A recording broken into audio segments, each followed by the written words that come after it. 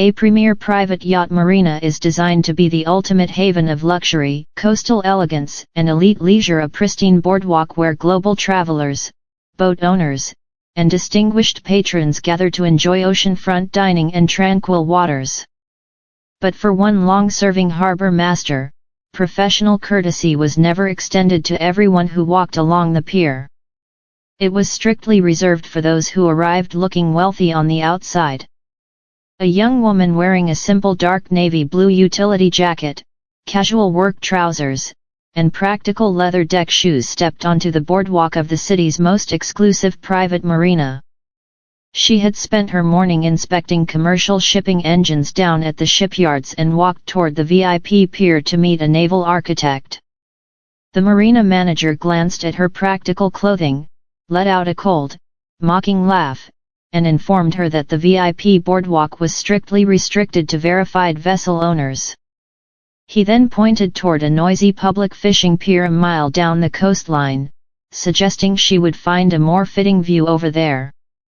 What he didn't know was that the woman he had just casually ordered off the dock had finalized a major commercial shipping buyout less than 5 hours earlier, making her the sole owner of the marina, the commercial leases, and the entire maritime port trust. Before we get into the full story, comment down below where you are watching from today, and subscribe to Silent Empire so you never miss an episode. Now, let's get into it.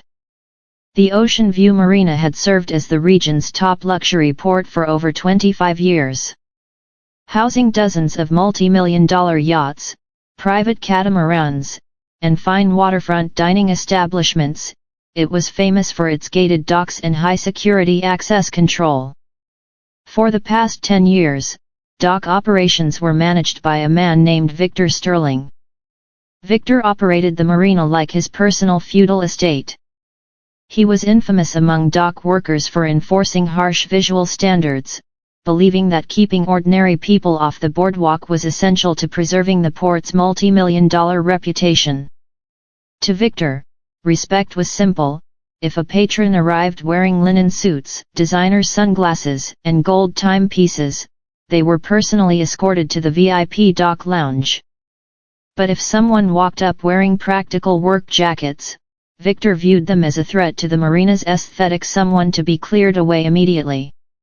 What Victor failed to realize was that real, massive wealth in the maritime world rarely feels the need to dress up for dock managers.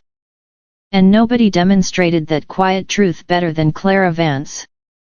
Clara was 34 years old, the principal managing director of a global logistics and maritime transport enterprise that operated cargo fleets, shipyards, and commercial ports nationwide. Clara was hands-on with her business, frequently spending mornings on engine bays and shipyard docks inspecting maintenance quality firsthand.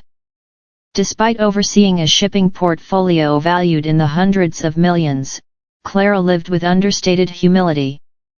She preferred durable work coats, drove a standard utility truck, and avoided ostentatious displays of wealth. To anyone who didn't know her name, she looked like an ordinary marine engineer. At 2:15 p.m. on a windy Friday afternoon, Clara walked onto the polished wooden boardwalk of Ocean View Marina. She carried a leather blueprint tube under her arm and stopped near the VIP pier entrance to wait for her senior naval architect. Victor Sterling, dressed in a crisp blazer with gold buttons, stepped out of his glass office and marched directly toward her. His face was set in a glare of sharp disapproval. "May I help you find the way out?" Miss Victor asked, his voice dripping with icy condescension.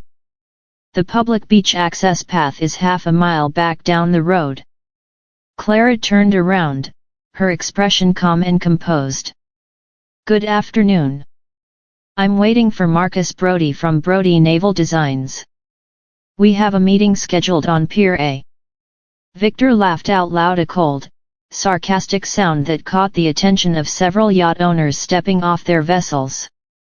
"Marcus Brody is a world-renowned vessel designer," Victor said sneeringly.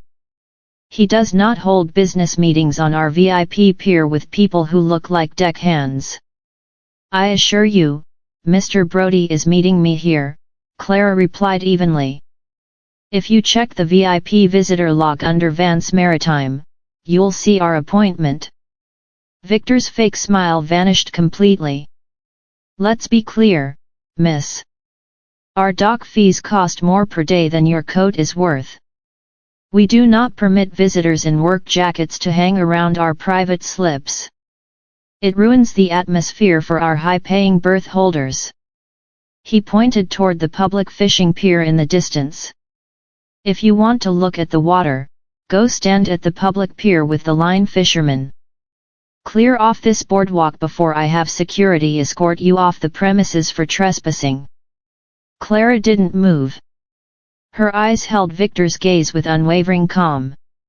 "You haven't checked my credentials, nor have you asked for my identity. You've simply decided based on my jacket that I don't belong here."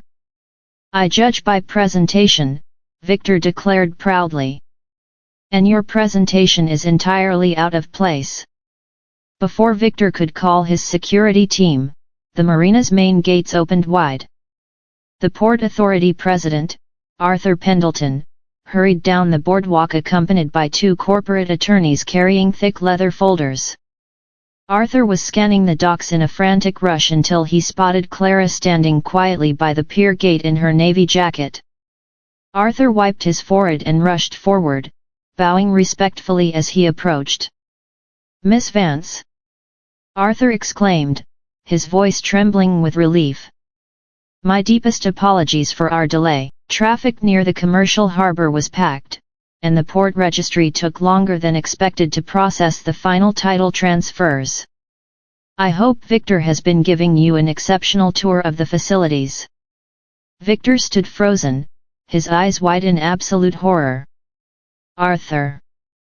Mr. President, what is going on here?" This woman was trespassing near the VIP gate without a clearance badge. "Victor, keep quiet right now!" Arthur snapped, his voice ringing loudly across the docks. "Sir," Victor stammered, his confident posture collapsing instantly into panic. "I was simply maintaining our boardwalk presentation standards." "She is the marina, Victor!" Arthur shouted, causing yacht captains and crew members to stop and watch. "Miss Clara Vance is the Chief Executive Officer of Vance Maritime Port Trust. As of 9 o'clock this morning, her group completed the full buyout of the entire Ocean View Marina, including every slip, commercial lease, and harbor license. She is our new owner." The entire boardwalk fell into absolute, stunned silence. Victor felt his legs give way. The color drained completely from his face as he looked from Arthur to the official port documents, and then back to Clara's navy jacket. She owns the marina." Victor choked out, his voice cracking with fear. "Miss Vance requested an unannounced walkthrough today," Arthur added coldly. "She wanted to see how visitors were treated when they arrived without corporate escorts." Clara stepped forward, her voice low, steady, and filled with quiet authority. "In less than 3 minutes, Mr. Sterling," Clara said, "you threatened me with security, mocked my work attire, and tried to order me off a port my company owns. You didn't show a single second of basic hospitality. You simply assumed that because I wore a work jacket, I was beneath your respect." Victor swallowed hard, his hands shaking violently. "Miss Vance, please. I had no idea who you were. If I had known, I would have had the VIP slip prepared with a full red carpet reception. And that," Clara said softly, "is exactly why you will no longer manage this port. Hospitality isn't reserved for deep pockets. It should be extended to every single person." By the end of the day, Victor Sterling was officially fired from his position as harbor master, with his management credentials revoked across the parent port network. Clara Vance ordered a complete restructuring of the marina's operations, removing restrictive policies and opening up public waterfront access so everyone could enjoy the coastal views without fear of judgment. Never measure a person's status by the simplicity of their jacket or the wear on their shoes. You never know if the person standing in work clothes is the one who owns the entire harbor.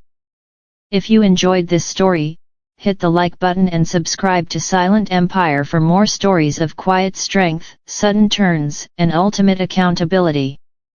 See you in the next one.